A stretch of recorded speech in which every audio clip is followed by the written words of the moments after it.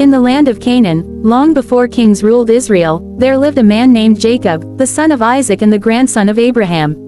His story is one of struggle, transformation, and divine purpose, a story that shows how God can take a flawed man and shape him into the father of a great nation. Before we begin, please subscribe to this channel and stay tuned for tomorrow's Bible story. Don't skip, because what you are about to hear will inspire your faith and remind you of God's mercy and power. Jacob was born a twin, the younger brother of Esau. Even before their birth, the two brothers struggled in their mother Rebekah's womb. When the time came, Esau was born first, red and hairy, and Jacob followed, grasping his brother's heel, as if fighting for the first place. Their names reflected their nature. Esau, meaning hairy, and Jacob, meaning the one who grasps, or the deceiver. As they grew, their differences deepened. Esau became a skillful hunter, a man of the field. Jacob was quiet, preferring to stay close to home. Their father Isaac loved Esau for his wild game, but Rebekah loved Jacob. The favoritism in the family planted the seed for great conflict. One day, Esau returned from the fields, exhausted and hungry. Jacob had cooked a pot of lentil stew. Esau said, "I am famished. Give me some of that red stew." Jacob saw an opportunity. "Sell me your birthright," he said. Esau, thinking little of it, replied, "I am about to die. What good is a birthright to me?" So Esau swore an oath, trading his birthright for a meal. With one bowl of stew, Jacob claimed the right to be the spiritual heir of Abraham's covenant. Years passed, and Isaac grew old and blind. When it came time to bless his eldest son, Rebekah overheard Isaac telling Esau to hunt and prepare his favorite meal, so he could bless him before he died. Rebekah quickly told Jacob, "Go and bring me 2 young goats.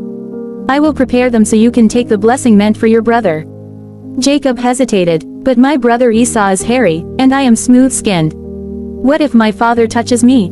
His mother replied, "Let the curse fall on me, my son. Just do what I say." So Jacob put on Esau's clothes, and Rebekah covered his hands and neck with goat skins. When Jacob went to his father, Isaac asked, "Who are you, my son?" Jacob replied, "I am Esau, your firstborn." The old man, suspicious, felt his hands and said, "The voice is Jacob's, but the hands are Esau's." After eating the meal, Isaac blessed Jacob, saying, "May God give you the dew of heaven, the richness of the earth, and nations serve you." Moments later, Esau returned from hunting, only to discover the deception. His cry was so loud and bitter that it shook the household. "Bless me too, my father." He wept. But Isaac said, "Your brother has taken your blessing." From that day, Esau hated Jacob and vowed to kill him. Fearing for Jacob's life, Rebekah sent him away to her brother Laban in Haran. On his journey, Jacob stopped to rest for the night, using a stone for a pillow. As he slept, he dreamed of a ladder reaching from earth to heaven, with angels ascending and descending on it. Above it stood the Lord, who said, "I am the God of Abraham and Isaac. The land on which you lie I will give to you and your descendants. I am with you and will keep you wherever you go." When Jacob awoke, he was afraid and said, "Surely the Lord is in this place." He set the stone as a pillar and called the place Bethel, meaning, house of God. When Jacob arrived in Haran, he met Rachel, Laban's beautiful daughter, by a well. It was love at first sight.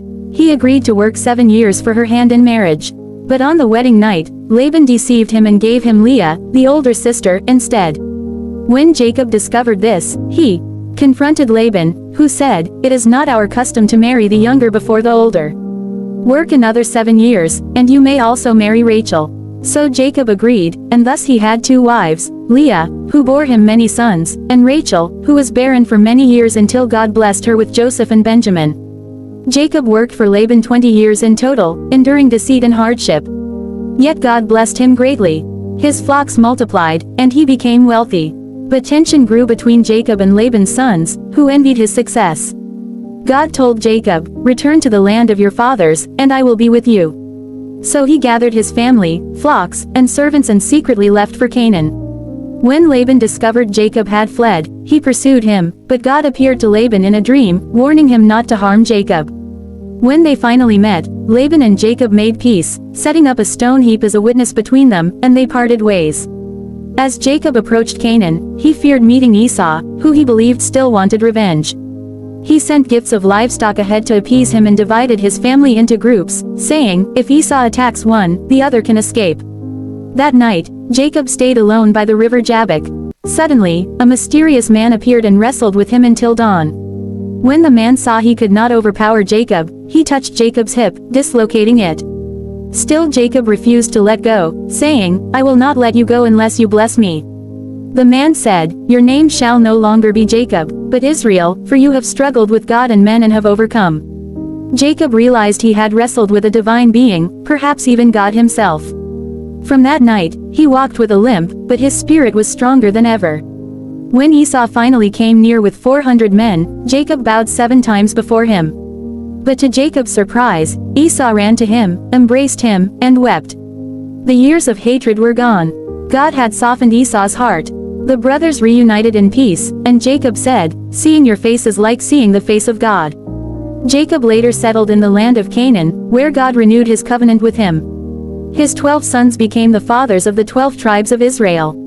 Among them was Joseph, whom Jacob loved most, the son of his old age. Though that favoritism would later cause jealousy and pain, it would also fulfill God's great plan to preserve his people during famine. Jacob's life was full of struggle, with his brother, his uncle, himself, and even with God. But through every trial, God's hand guided him. He began as a deceiver and ended as a man of faith.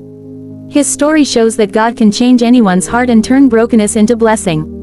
If you have ever felt like you've made too many mistakes, remember Jacob. God doesn't choose perfect people, He perfects those He chooses. He can use your struggles to shape your destiny.